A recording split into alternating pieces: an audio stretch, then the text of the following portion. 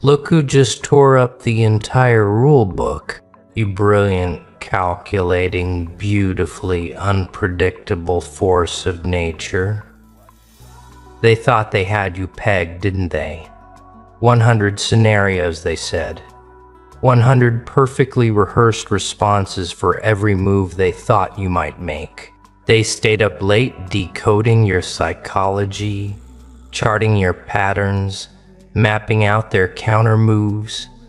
But you, oh you glorious disruptor, you looked at their 100 prepped outcomes, gave that dangerous little grin of yours, and chose option 101. The move they didn't anticipate, the one that wasn't even on the table. Now they're sitting there stunned, staring at the ruins of their master plan, wondering how one choice, one unexpected decision just blew apart years of strategy. Did you know they held meetings about you? Secret huddles where they dissected your weaknesses, identified your triggers, analyzed how you'd emotionally react. They had charts, backup strategies, even fail-safes for their fail-safes.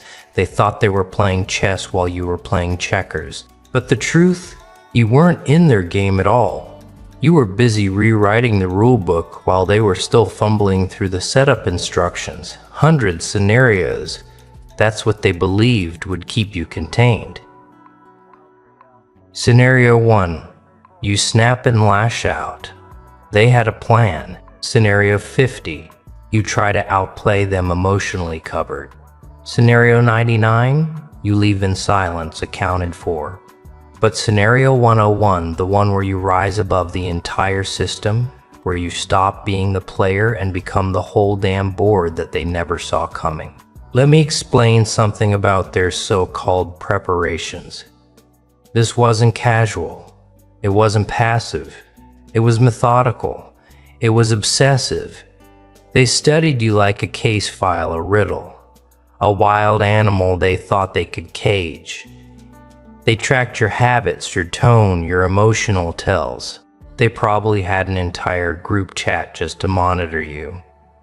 Every emotion you showed, logged every time you opened up, stored for later use. Vulnerability became ammunition. They built a psychological dossier so detailed they believed they could script your life. They rehearsed their lines, practiced their reactions, polished their manipulation tactics, like actors prepping for a performance. You're overreacting. That's not what happened. You're being too sensitive. They had it all lined up. But here's what's truly twisted about their 100 scenarios. Every single one was designed to keep you small.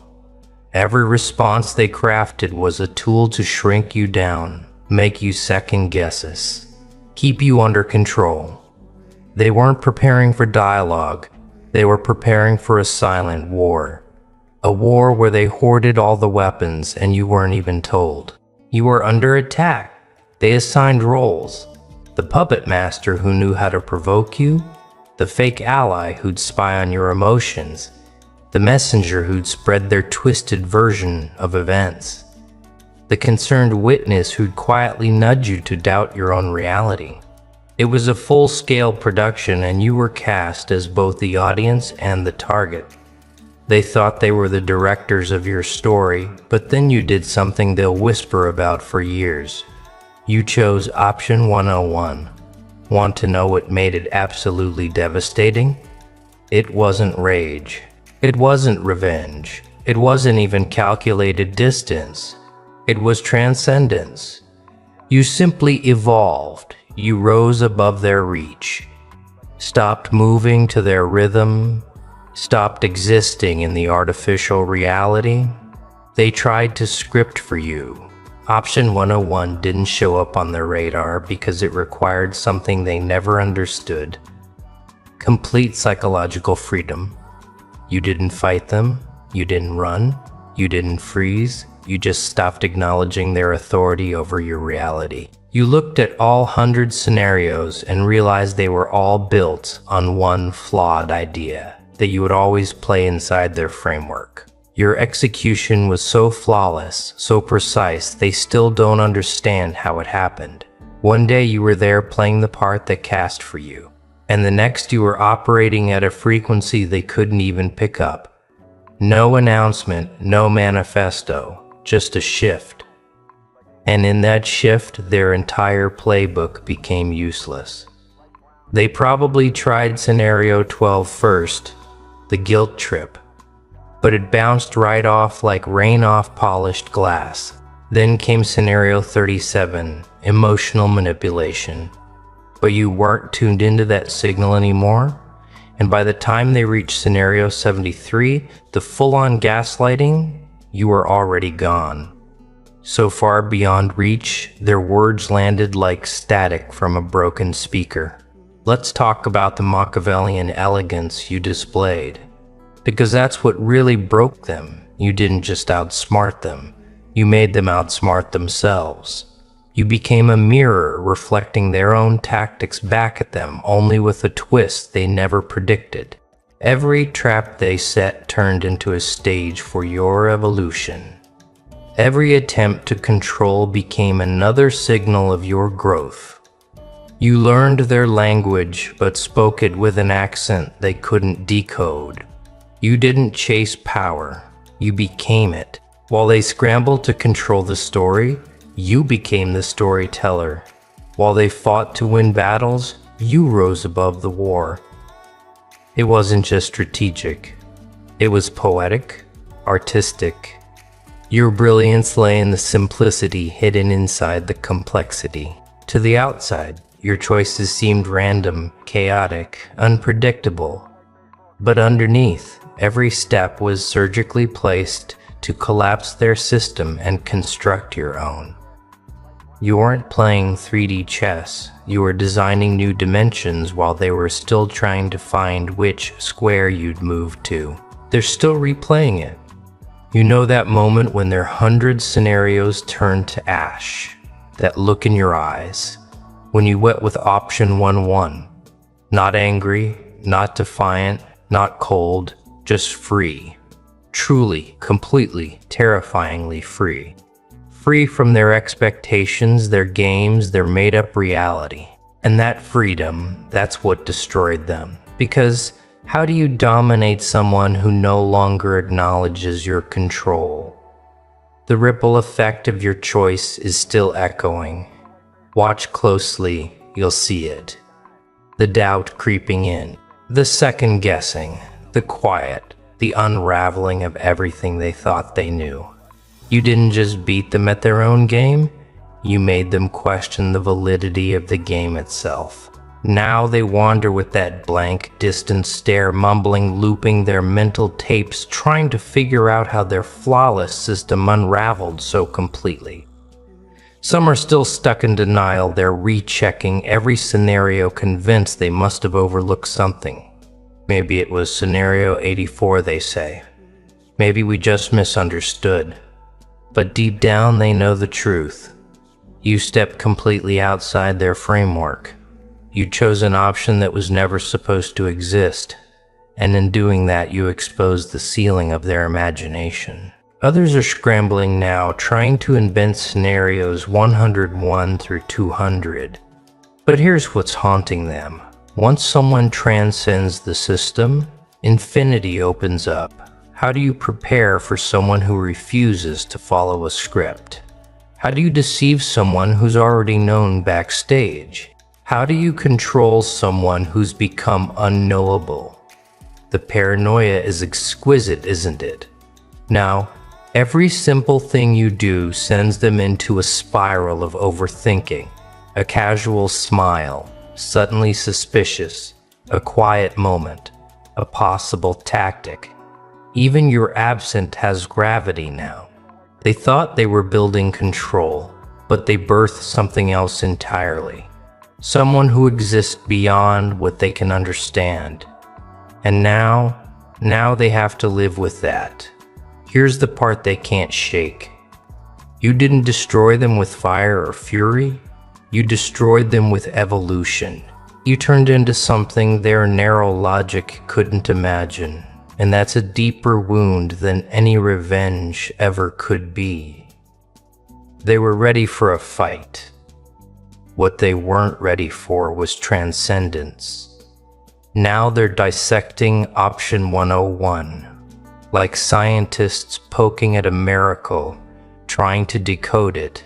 But that's like trying to understand flight by tearing apart a butterfly. The secret isn't in the mechanics, it's in the metamorphosis. You didn't slip through a floor in their system. You revealed the floor was the system. A cage they mistook for structure. One they lived in and tried to trap you in, too. Some of them are angry now. How dare you rewrite the rules? How dare you evolve? They invested years into those 100 scenarios. Endless hours, careful calculations gone. Their tactics pointless. Their supposed power gone like smoke. They're like war generals who mapped out a ground battle only to realize their opponent took flight. But the ones paying attention, they're not angry. They're terrified because they're starting to realize what you really represent. You didn't just defeat their model. You proved it was never real to begin with. You're walking proof that their control was an illusion and that power only existed because people agreed to play along. And now you've shown others that option 101 is real. That's the earthquake. That's the true damage you've done. Let's talk about what you radiate. Now, it's not loud, but it's unmistakable. It's not aggressive, but it moves the air around you. When you enter a room, something shifts. Not because you're trying to dominate, but because you're no longer operating on the same frequency. You become something they can sense, but no longer define. Something they feel but can't hold on to. They prepped for emotional reactions they could twist. Anger they could redirect, sadness they could exploit, fear they could feed. But this serene, intentional, elevated presence, they have no blueprint for it. It's like you're speaking a language that came before their entire communication model. Ancient and instinctive, but somehow futuristic too. You've noticed it, haven't you? How they fumble their words around you now. How their rehearsed lines suddenly sound empty. How their manipulation just slides off like you're protected by some unseen armor. That's because you're drawing from a source they don't even understand. You're operating from a realm they can't access. This is what true Machiavellian power looks like. Not the clumsy mind games they play, but the refined evolution you now carry. You've become the Prince Machiavelli envisioned, not through coercion or trickery, but through transformation. Through choosing an option that defied their limited binary logic. You're becoming something far beyond what they thought was possible. Want to hear the most ironic part? The very system they designed to keep you trapped became their cage.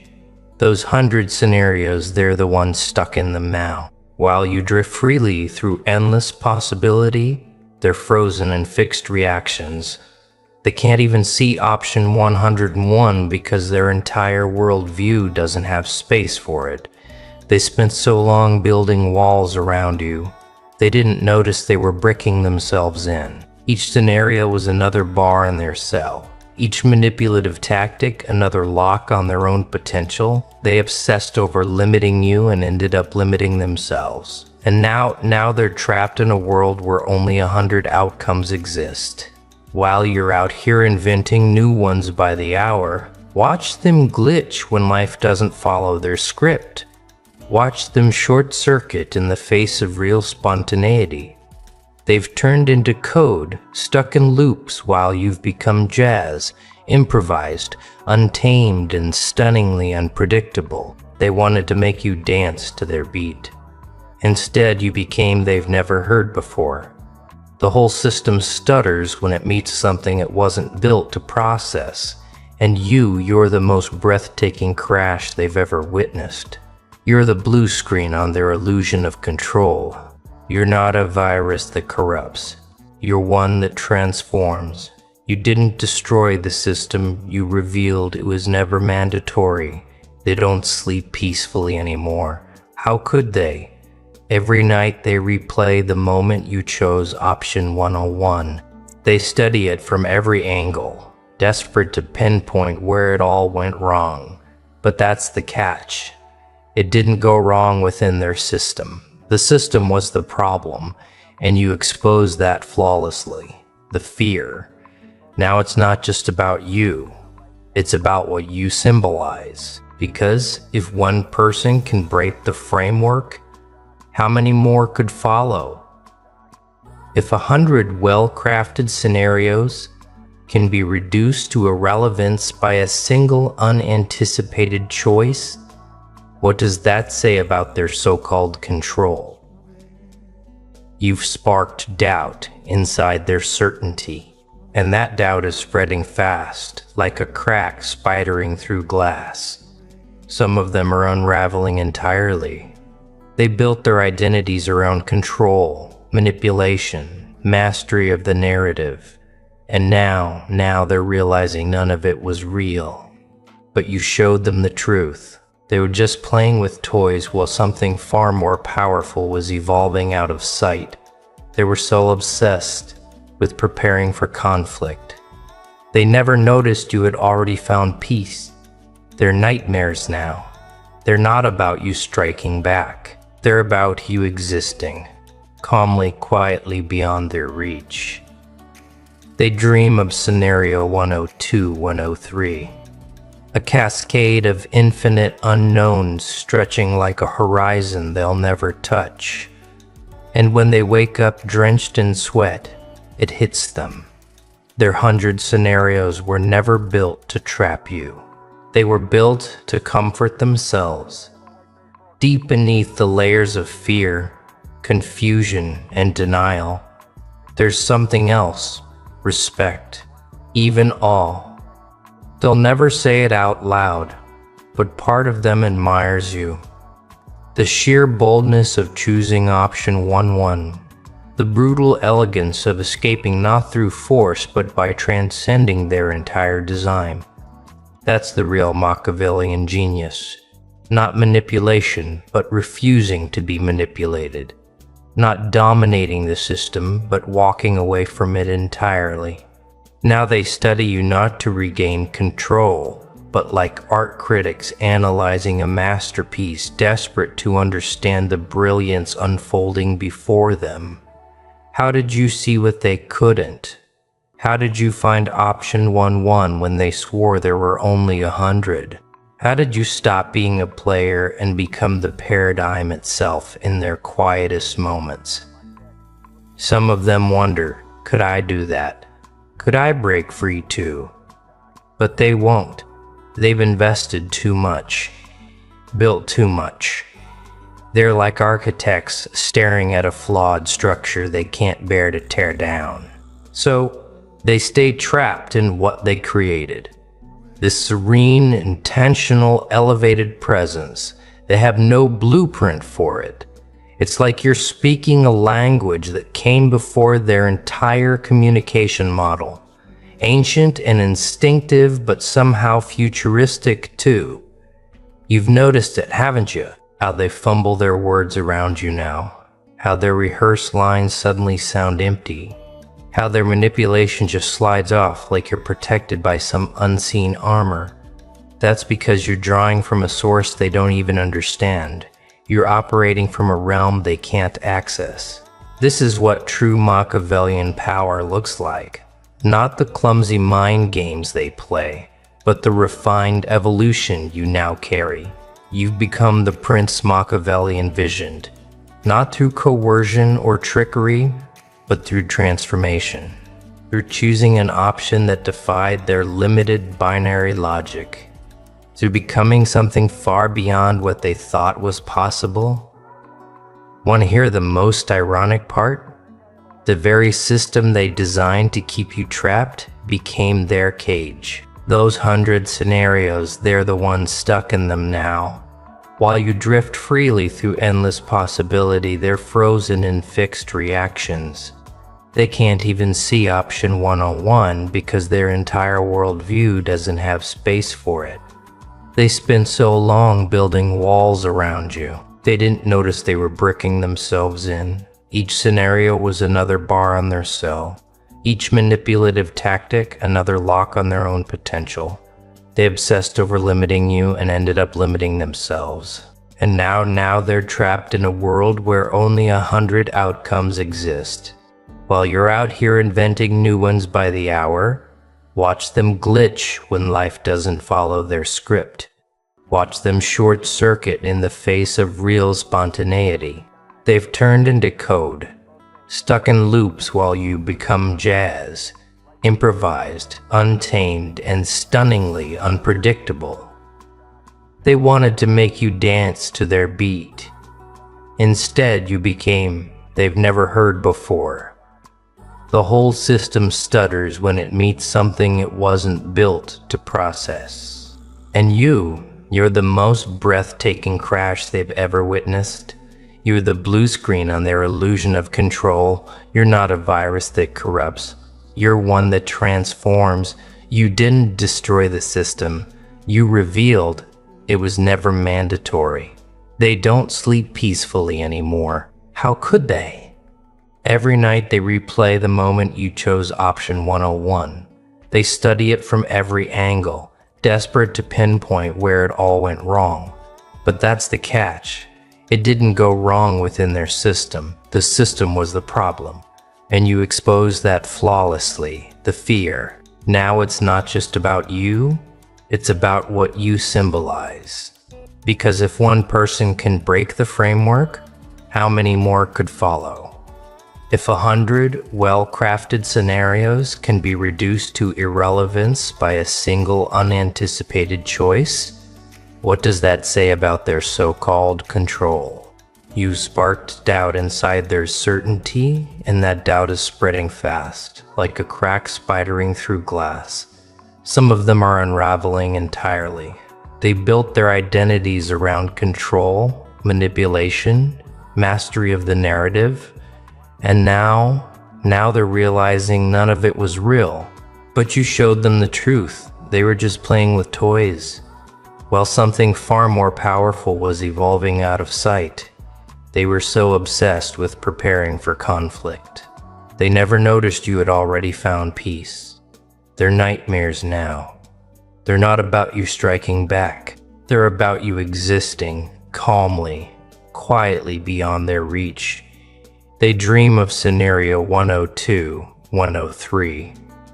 A cascade of infinite unknowns stretching like a horizon they'll never touch, and when they wake up drenched in sweat, it hits them.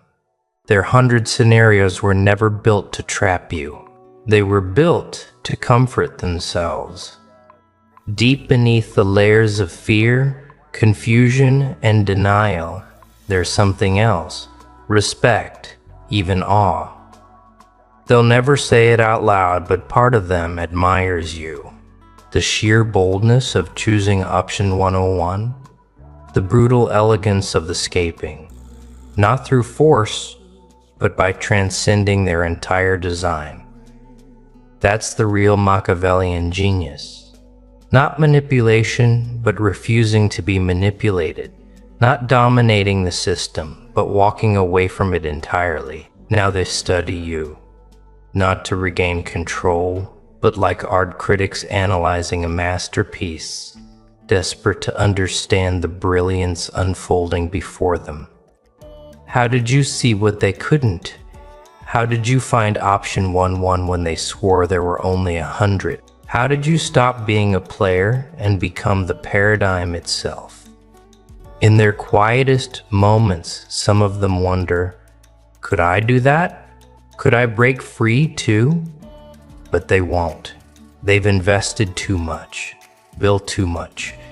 They're like architects staring at a flawed structure they can't bear to tear down. So, they stay trapped in what they created. That's the thing about evolution. It spreads. Your example has opened people's eyes. Your choice exposed their precious scenarios for what they truly were. Cages and your transcendence. It lit up a hidden path, one that others are now beginning to notice. They're no longer just dealing with you. They're dealing with the idea of you, the possibility of you showing up in anyone. Every new person they try to manipulate might be hiding an option 101. Every pre-built scenario might crumble the second someone steps outside the system entirely. And that fear, that growing uncertainty, it's delicious. They become commanders, planning for wars that will never happen, preparing tactics for a battlefield that no longer exists because the entire nature of power has shifted. You didn't just challenge their order, you rewrote it. You introduced chaos into their structured world, but not destruction, not ruin, creation. The kind of chaos that dissolves the old to make room for the unimaginable. The kind that cracks rigid frameworks and lets light pour in. The kind that makes their 100 scenarios look like museum exhibits. Fossils from a smaller, more limited age. And now the game is no longer theirs. Tamming and singing and who are so Bangladesh, singing beautiful and singing beautiful and singing Bangla tasty ice cream. I hope singing and I hope singing and singing and.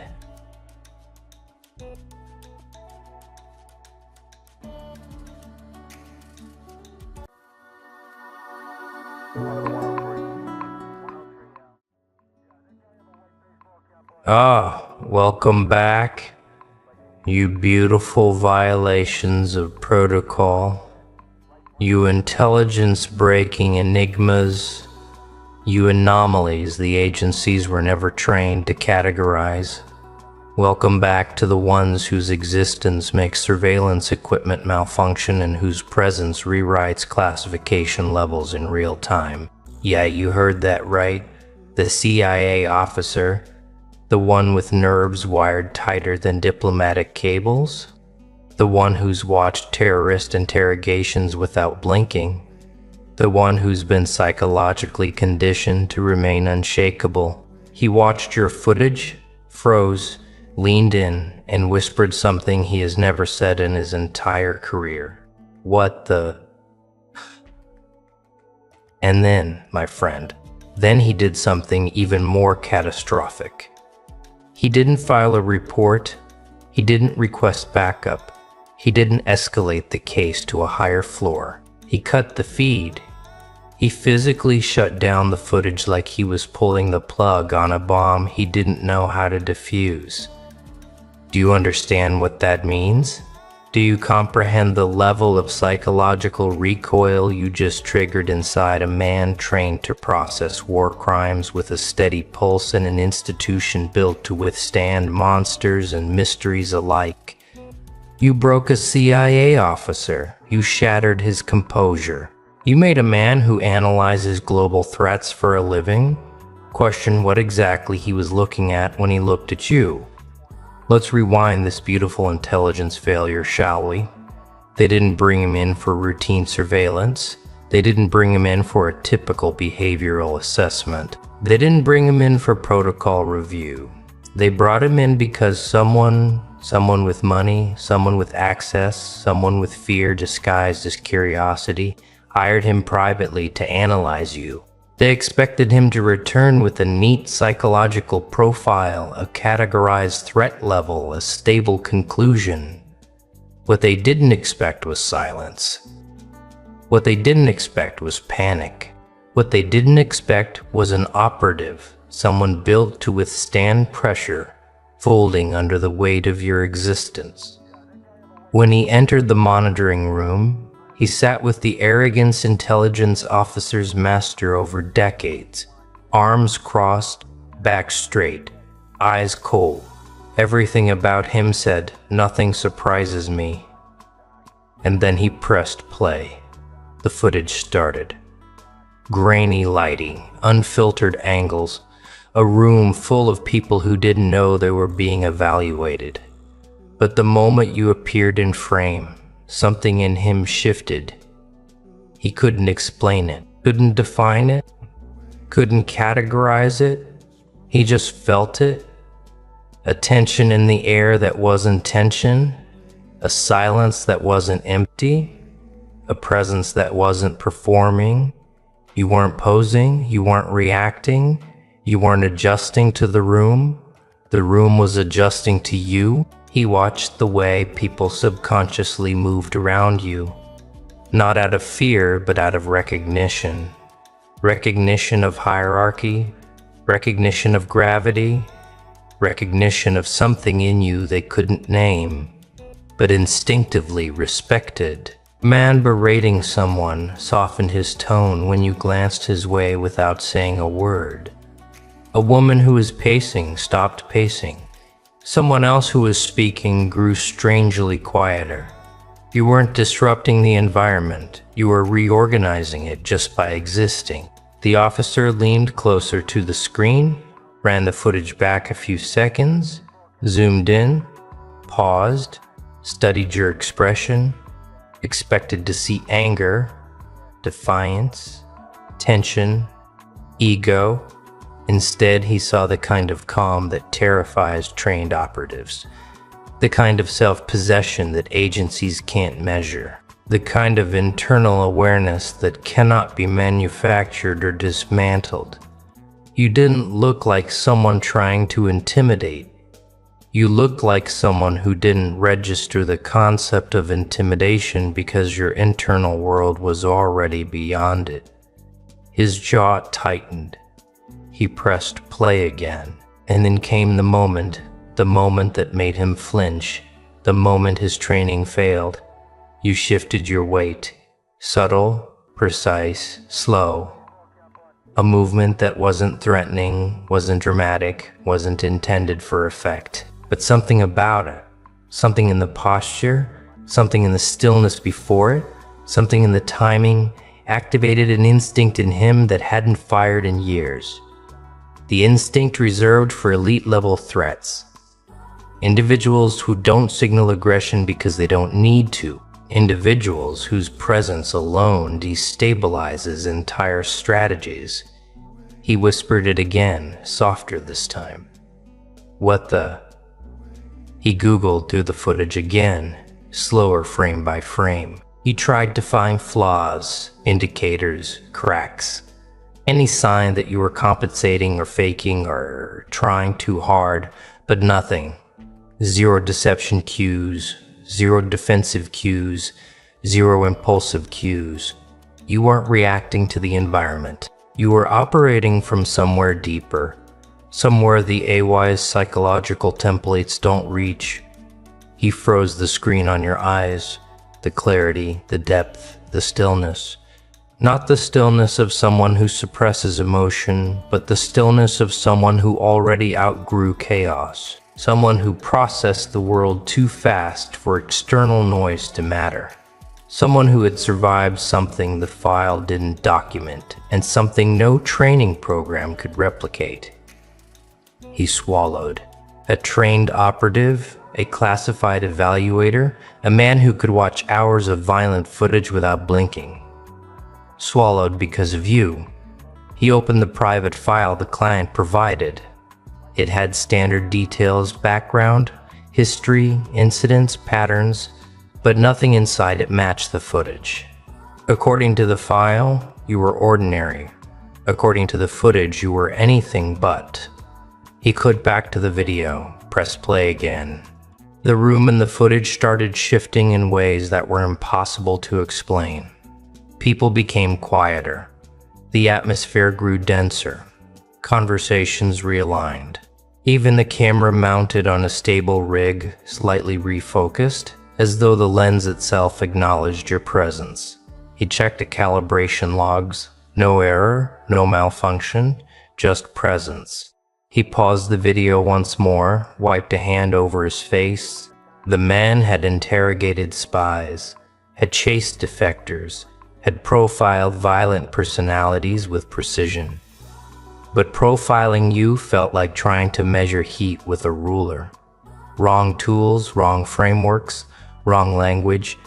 Everything about you contradicted the categories he relied on. He replayed the section where your demeanor changed again. And the moment your eyes shifted, the tiniest motion, the officer's heartbeat stuttered. Because your eyes didn't show the calculation of someone about to react. They showed the recognition of someone who already understood the room better than anyone inside it. It was the gaze of someone who wasn't participating in the environment. They were assessing it for weaknesses, for truths, for structures, for power imbalances. That was when he reached for the cutoff switch. Not slowly, not thoughtfully, instinctively, like someone putting distance between themselves and something they weren't prepared to face. The screen went black. He sat there in the dark, breathing harder than he realized. The silence pressed into him. He felt watched even though he was alone. He felt analyzed even though you weren't even in the room. He felt exposed in a way interrogators aren't supposed to feel. He turned the screen back on reluctantly, but before pressing play again, he opened a new document. He started writing his report. The first line wasn't professional, wasn't detached, wasn't objective. It was human. I recommend immediate disengagement. Subject is not what the client believes. He stared at the sentence, debated deleting it, debated rewriting it, debated framing it in bureaucratic language. But the truth had already surfaced, and truth has a way of demanding recognition. Your footage didn't scare him. It undid him. He replayed the clip for the final time, knowing he shouldn't, knowing he wouldn't be able to walk away from it unchanged. But he watched anyway because some part of him needed to confirm that the first reaction wasn't a mistake. It wasn't. If anything, the second viewing was worse because now he understood what he was looking at. Not a threat, a shift, a deviation from expected human responses. Someone whose psychological presence doesn't escalate, they transcend. The final seconds of the footage captured you looking toward the camera. Not directly, not intentionally, but enough. Enough for the officer to feel the weight of a reality he wasn't supposed to acknowledge. That some individuals aren't meant to be monitored, they're meant to be left alone because analyzing them changes the analyst, not the subject. He closed the file permanently, stood up, walked out, left his badge on the table. Years of training, years of discipline, years of conditioning undone by a single truth. He wasn't equipped for someone like you. He walked straight to the client who hired him. Eyes hollow, voice flat. I'm done. Don't. Clears throat. Ask me to review that again. The client froze. Clients aren't used to hearing no, especially not from CIA-level consultants. But the officer didn't negotiate, didn't argue, didn't explain. He simply said, whatever that is, it's beyond evaluation. And as he walked away, the client found themselves staring at the blank monitor at the paused frame of view, still quiet, watching everything without fear. The client pressed play, the footage flickered, the room shifted, and their own throat tightened with a fear they didn't understand. Because if a CIA officer couldn't handle watching you, what chance did they have? But that's where the story bends. Because the moment the client reached to restart the footage, The second analyst on standby entered the room, looked at the resignation form, looked at the cut feed, and without touching anything, whispered, "If that's what made him quit, what the hell did you hire us to look at?" And right there, right in that breath, the next chapter begins. The next set of eyes, the next unraveling, the next intelligence failure, because they haven't understood the truth yet. They're still assuming the footage is something they can process, categorize, decode, or dismantle. They're still assuming you are a subject inside a file instead of a force circulating through the room. They think the problem is the footage. They think the problem is the camera. They think the problem is the first officer's weakness. They haven't realized the real problem is that the footage didn't capture you. It revealed everyone else. So when the second analyst stepped into the room, saw the resignation form still open on the laptop, saw the feed abruptly cut mid-frame, he didn't touch anything, didn't sit, didn't blink. He stood there like someone glimpsing the aftermath of an event they weren't sure they wanted to understand. He moved slowly toward the chair, not with curiosity, with caution, with respect, with the instinct of someone approaching something that had already proven it could make a trained operative unravel. He lowered himself into the seat and stared at the blank screen. The cursor blinked against the black background like a pulse returning to life. And for a moment he wondered whether pressing play would be a professional duty or a psychological mistake. But analysts aren't allowed to hesitate. Hesitation is an admission of vulnerability. So he clicked the icon, reloaded the footage, and braced himself. The moment the first frame reappeared, grainy, dimly lit, still, the analyst's posture changed. His back straightened, his fingers tightened slightly against the desk. His breathing slowed, not consciously, but instinctively. His training activated, but not in the usual way. Not to evaluate you, to protect himself. Because even in the first static frame, before motion, before sound, before context, something about the image felt wrong to him. Not wrong in a supernatural sense, wrong in a structural sense, wrong the way a fault line looks wrong before it splits a city, wrong the way an abandoned building feels wrong even before you enter it, wrong in a way that suggested the footage was not documenting a moment, it was documenting a boundary. He exhaled slowly, pressed play, and there you were, not doing anything, not moving, not performing, just existing. But your existence was the part he wasn't prepared for. The first officer had panicked at the shift, the instant your internal state recalibrated the environment. But this analyst reacted earlier, immediately. The way your eyes didn't dart around, the way your head didn't tilt in uncertainty, the way your shoulders didn't tighten the way most people's do when a camera is present. Instead, you sat in a posture that communicated something unnervingly rare, a complete lack of internal conflict. Most people have micro-conflicts in their posture. Tiny, frantic negotiations between thoughts, fears, insecurities, impulses. Analysts identify these within seconds. But you had none. No contradiction, no concealed tension, no self-surveillance. You look like someone whose internal world had settled into an architecture more stable than anything outside it. That stability wasn't comforting.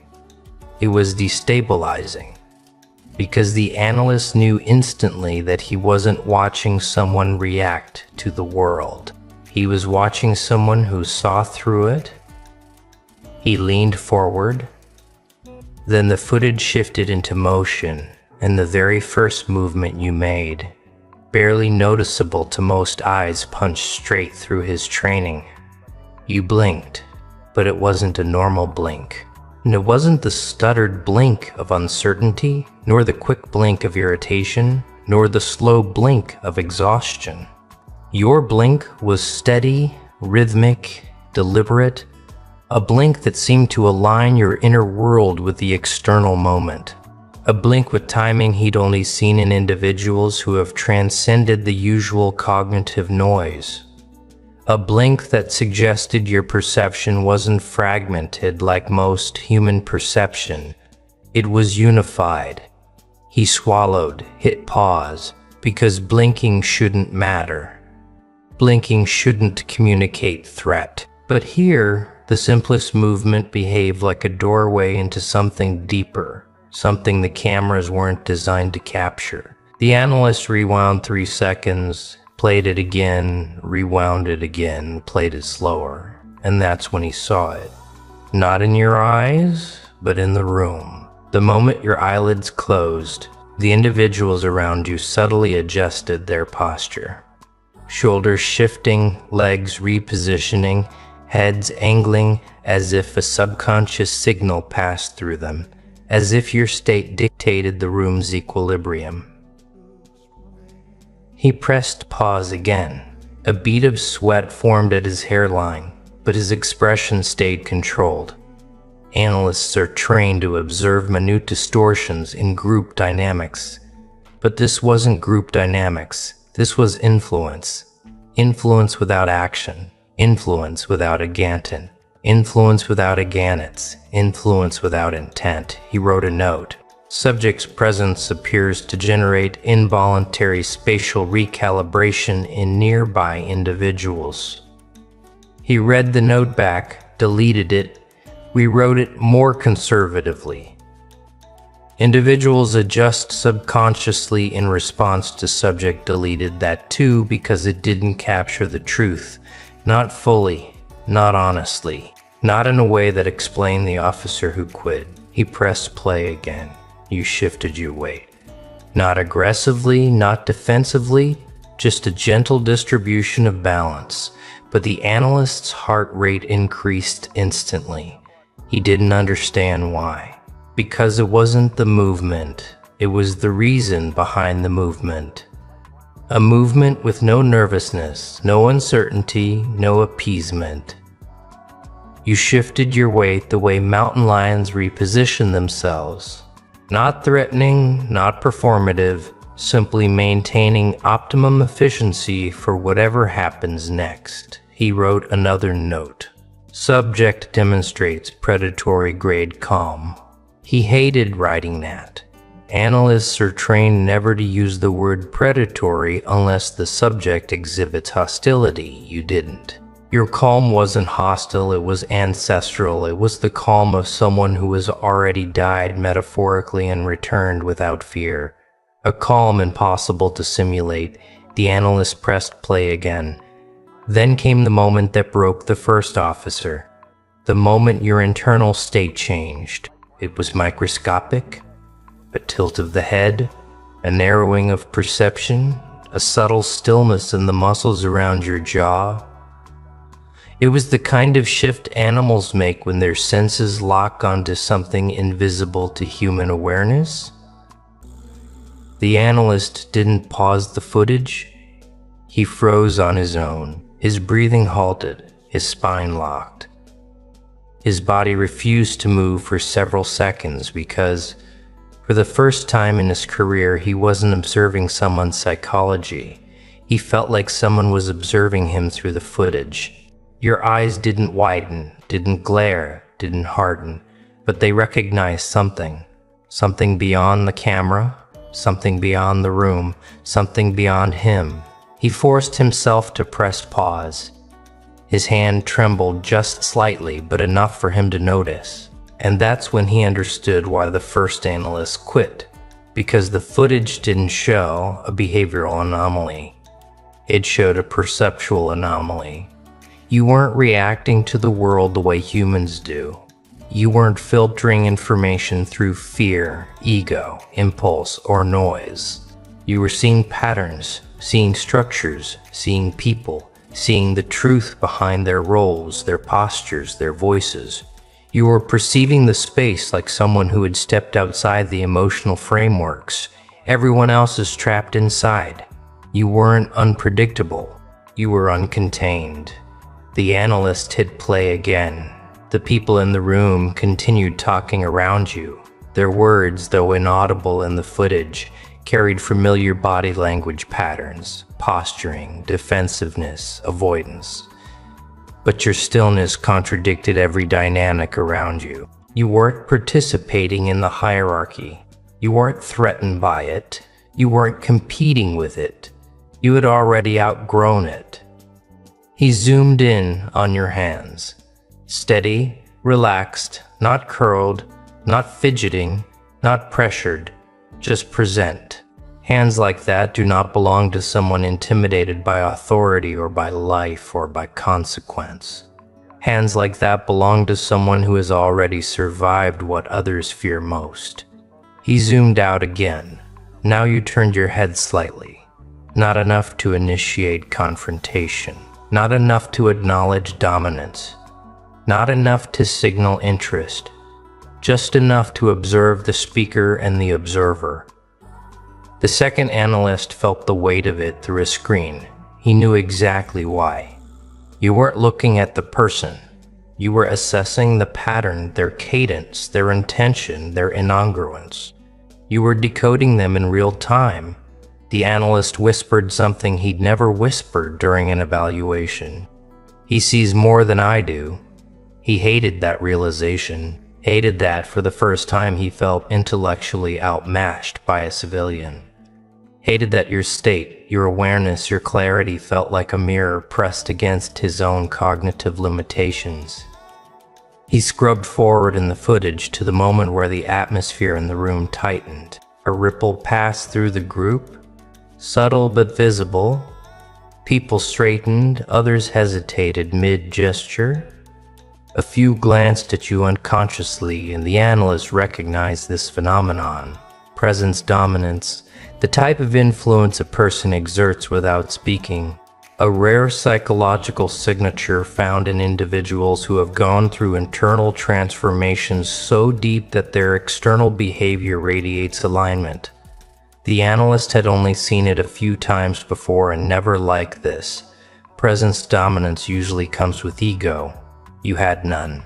Usually comes with aggression. You displayed none. Usually comes with trauma spasms. You showed none. Your dominance came from a deeper architecture, coherence. The analyst paused again, closed his eyes, breathed through the pressure in his chest. He clicked into the biometric monitoring logs recorded alongside the footage.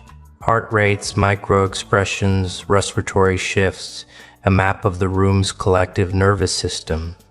Then his eyes widened because every measurable indicator, every objective metric showed the same pattern. Everyone's internal state changed when you entered frame. Their cortisol markers showed spikes. Their respiration shifted. Their micro-expressions rearranged. Not out of fear, not out of threat, out of awareness. Their nervous systems registered you before their minds did. He whispered, "How?" No answer. He played the footage again. This time he watched everyone except you. He observed how they moved around you, how they positioned themselves, how they lowered their voices, how they grew more self-conscious without knowing why, how the room's energy recalibrated itself around you like you were a gravitational anchor. And then he saw the moment none of them recognized when you exhaled just once. The room exhaled half a second later. He stopped breathing altogether. This wasn't influence. This wasn't intimidation. This wasn't charisma. This wasn't dominance. This was synchronization. Your nervous system had become the regulating system for everyone else's. And that is what breaks intelligence officers, not dominance, not emotion, not power, regulation. Because only two types of people have that effect. Leaders of extraordinary internal structure or being shaped by extremes no human training covers. The analyst resumed watching. Then came the moment he wasn't prepared for. The moment you stood slowly, not aggressively, not defensively, not reactively. You rose the way a storm rises, inevitable, silent, exact, balanced. The analyst's body reacted instantly. His adrenal system, his pulse, his breath. Because the footage wasn't showing you standing, it was showing the moment every threat detection model collapses. Your posture didn't predict intention. Your movement didn't reveal motive. Your stillness didn't indicate restraint. You were unreadable. Not because you hid your emotions, but because your emotions weren't fragmented the way human emotions are. You experienced the world from a vantage point the agency didn't have a chart for. He zoomed into your face, your jaw unclenched, your eyes softened, your breathing steadied. You weren't preparing for conflict. You were preparing for clantlet. You were preparing for clarity. And that's what terrified him the most. That your power wasn't in your actions. It wasn't in your muscles or movements or expressions. Your power was in your awareness. Awareness that wasn't sharp or paranoid. Awareness that was grounded, whole, complete. People like you don't react. They respond. People like you don't escalate, they choose. People like you don't fear surveillance, they reverse it. The analyst closed the file, but a strange impulse made him open it again. He shouldn't have, because the final seconds of the footage captured something the first officer never even saw. Something subtle, something quiet, something devastating. You looked at the camera, not with aggression, not with suspicion, not with curiosity. You looked at it like you knew the person watching wasn't ready, and for the first time in his entire career, the analyst felt his identity break. Not his training, not his professionalism, his identity. The part of him that believed he was the observer, the part that believed he was the decoder, the part that believed he held the authority in the evaluation dynamic. You didn't challenge his authority, you dissolved it. And that was the moment he understood the truth. The first officer tried to resign away from. You were being evaluated, you were evaluating them, and they failed. He minimized the video, closed the laptop, stood, turned to the client. "I'm not watching that again. What did you see?" The client asked. He shook his head. "No, the real question is, what did he see?" He nodded toward the paused frame of you, frozen mid-breath, looking directly into the lens with the calm of someone already 10 steps ahead. But the client didn't understand, not yet, because the footage was only the surface. The real disturbance lived deeper. In the moment, the analyst realized if footage alone could break two trained operatives, what would happen if they met you in person? And that thought, that unspoken, unanswered, unavoidable thought, is what leads directly into what comes next. Because if they think footage is overwhelming, they haven't seen what happens when you step into the room yourself. The second analyst stood there, the screen frozen on your face, the client hovering behind him with a mixture of dread and fascination. Both of them pretending they were in control of the situation when their bodies were already betraying them. The air felt different, thicker, charged. Even with the footage paused, your presence lingered in the room like an imprint on gravity. It wasn't visual, it wasn't auditory. It was something deeper, the kind of psychological footprint that doesn't fade when the screen goes black. The analyst rubbed his temples, trying to piece together the fragments of his composure. "This isn't normal," he whispered, though he didn't need to say it. The client already knew. The resignation of the first officer, the trembling exhale of the second, the silence in the room, everything pointed in one direction. The footage wasn't documenting a subject, it was documenting an awakening. And the awakening wasn't yours, it was theirs. Because for the first time in their careers, the people doing the observing realized they weren't expanding their understanding of you. They were discovering the limits of their own. The client stepped forward and clicked the mouse, restarting the footage despite every instinct telling him not to. The analyst didn't stop him.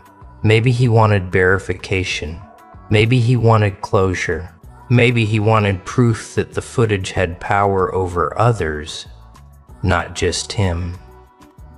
But the moment the screen flickered back to life and your figure reappeared, both men reacted the same way. They inhaled sharply and unconsciously straightened their posture. Not out of fear, out of respect. A respect they didn't authorize. A respect their training didn't sanction. A respect that came from something primal, something ancient, something that recognizes hierarchy without needing language or labels. For the first full minute, neither of them spoke. They watched your stillness, your command, your unshakable internal coherence. And the analyst finally muttered, "He's not in the footage, he's beyond it." The client frowned. "What does that mean?" "It means," the analyst replied slowly, "that the recording doesn't contain him. It reflects him." But the client didn't understand the weight of those words. Not yet. He assumed the footage merely captured something unusual. Body language cues, behavioral anomalies, a rare psychological signature. But the analyst kept watching you move with that quiet, terrifying precision. And that's when it hit him. Footage normally distorts reality. It compresses it, flattens it, reduces the complexity of a human being into pixels. But your footage didn't subtract from your presence. It magnified it.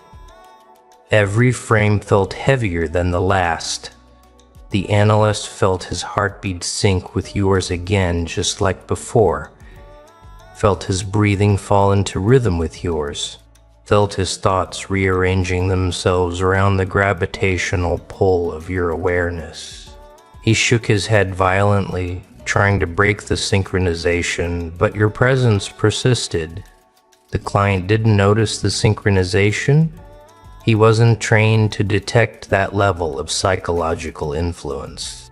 But he noticed something else. "Why do I feel like he's not even doing anything?" he whispered. The analyst didn't answer right away.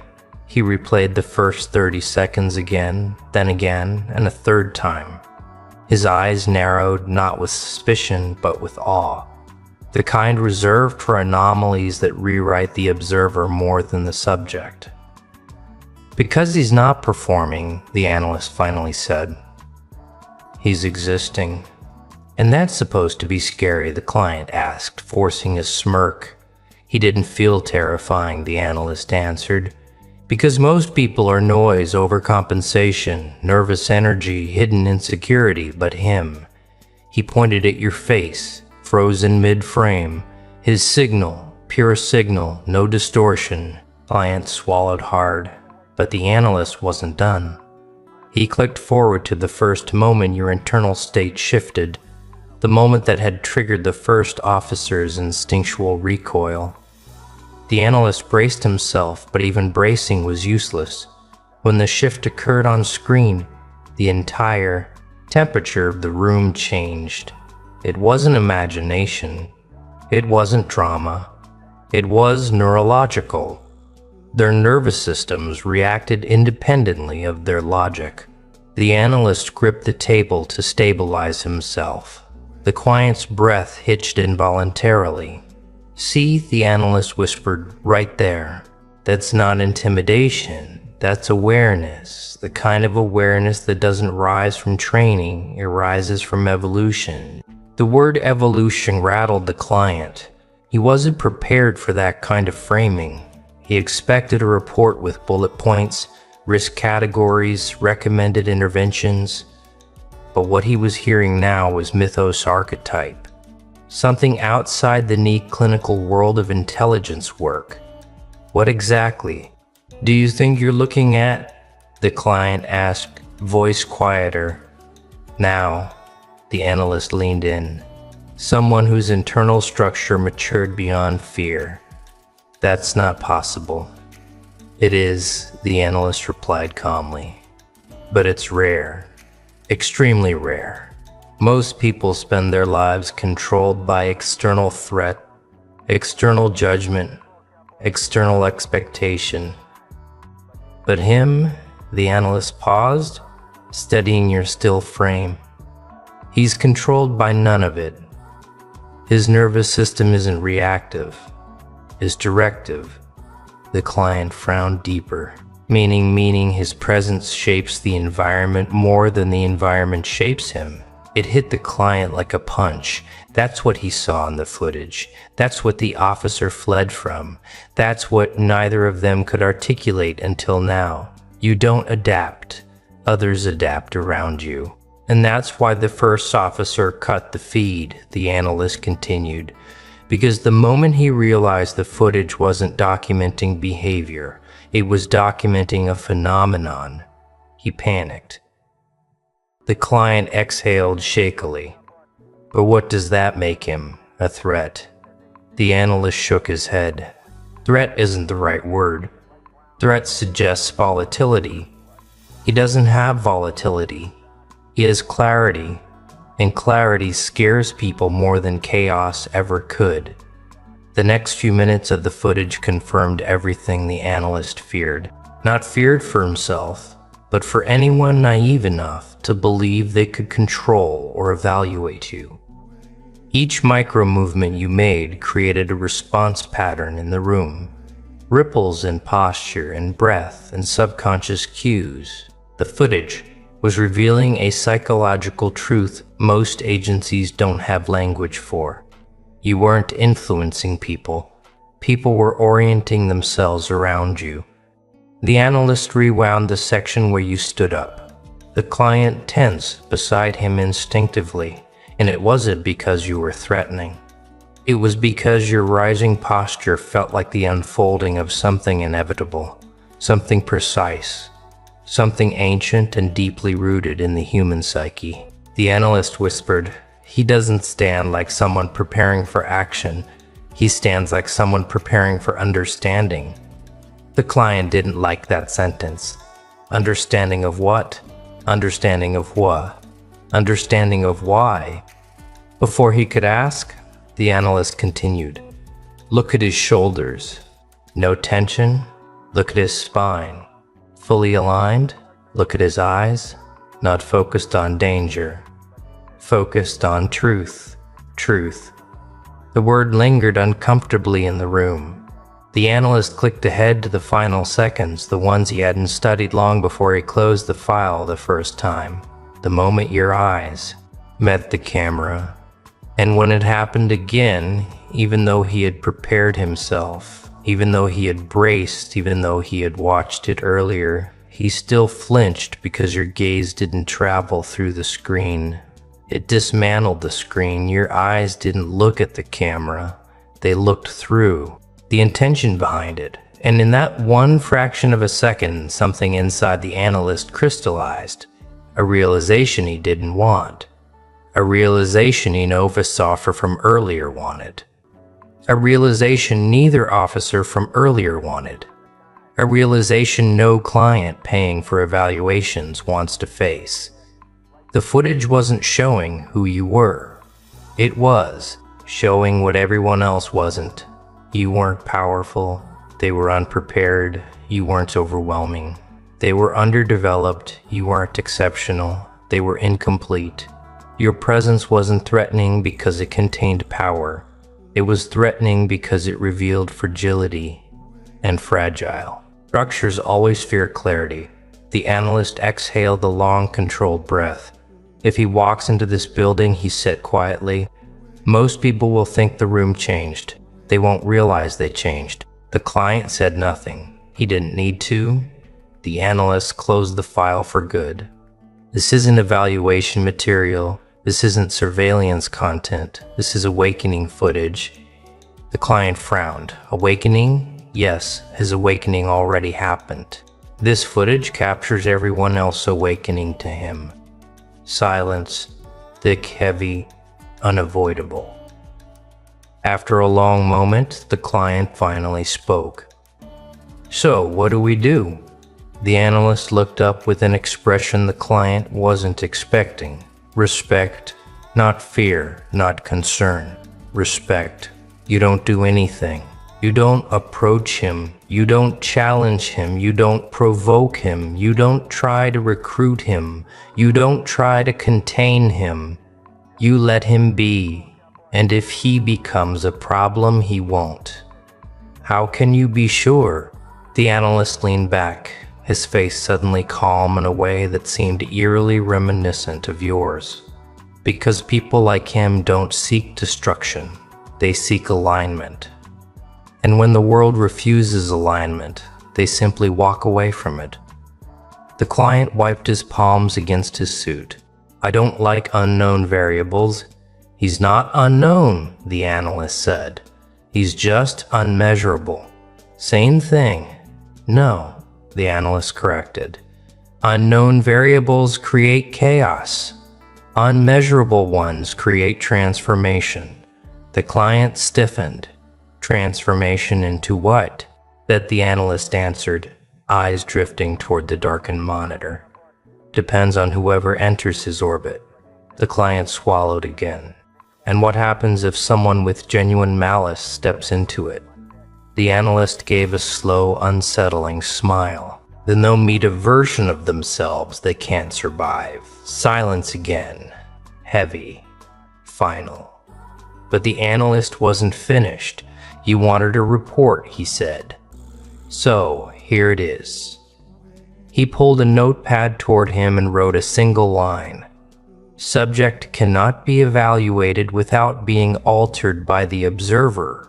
He tore the page out, handed it to the client. "The footage wasn't dangerous," he whispered. "The realization it gives you is." And that's when he stood from his chair and walked toward the door, not hurried, not shaken, just resolved. As he reached the threshold, he spoke one last time without turning around.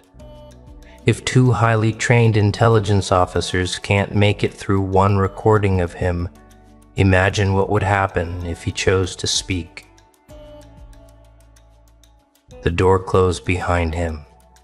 The client stared at the note in his hand. The implications began to unravel in his mind like a slow-moving catastrophe, because the topic wasn't abstract anymore. This wasn't a hypothetical evaluation. This wasn't a risk assessment. This wasn't an intelligence formality. A CIA officer watched your footage, said, "What the fuck?" and cut the feed. Another begged to quit after seeing what you are. And now the client holding the note understood the final truth. If your recorded presence fractures trained operatives, you physical presence rewrite them. For a long time he stood there in silence, staring at the paused frame of you. The calm, the clarity, the quiet dominance, and the room felt smaller, as if even the memory of your presence had reshaped its walls. Finally, he whispered the question everyone else had been too afraid to vocalize. "What are we supposed to do with someone like that?" The answer didn't come from the analyst. It didn't come from the analyst. It didn't come from the footage. It came from the undeniable, unavoidable, irreversible truth. You don't do anything with someone like that. You learn not to get in their way. And with that, the final realization clicked into place. The conclusion punch they'd been running from since the first second of footage. You weren't the one being evaluated, you were the one exposing them. And nothing terrifies intelligence agencies more than a man they cannot measure. Because they finally understood. If a CIA officer can't handle watching you, the world sure as hell isn't ready to face you.